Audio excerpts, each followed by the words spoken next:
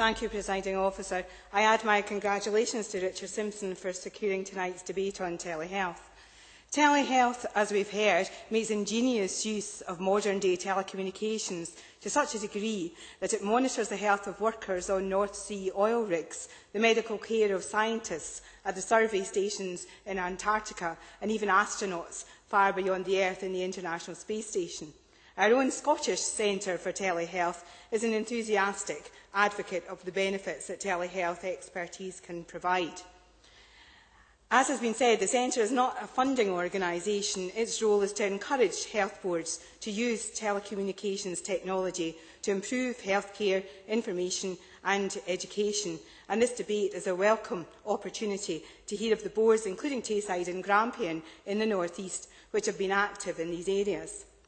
Working in conjunction with the Centre last year, for example, NHS Tayside became the first board to trial out-of-hours diagnosis in Dundee by webcam for patients using a newly developed video booth in Blairgowrie Community Hospital's minor injury and illness unit, and also at the Wallace Town Hub in Dundee.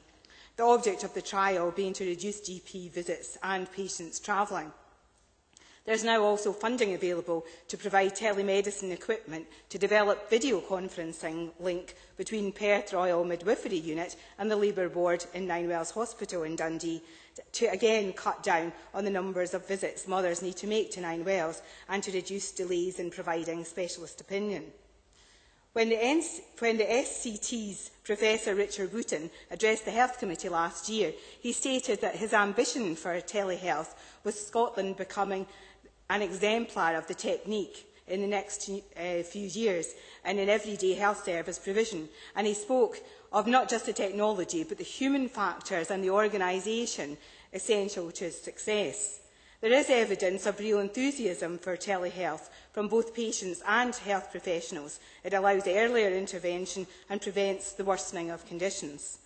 For example, the Royal College of Nursing support the work, pointing out that patients can be seen more quickly, reducing anxiety and changing the way care is delivered.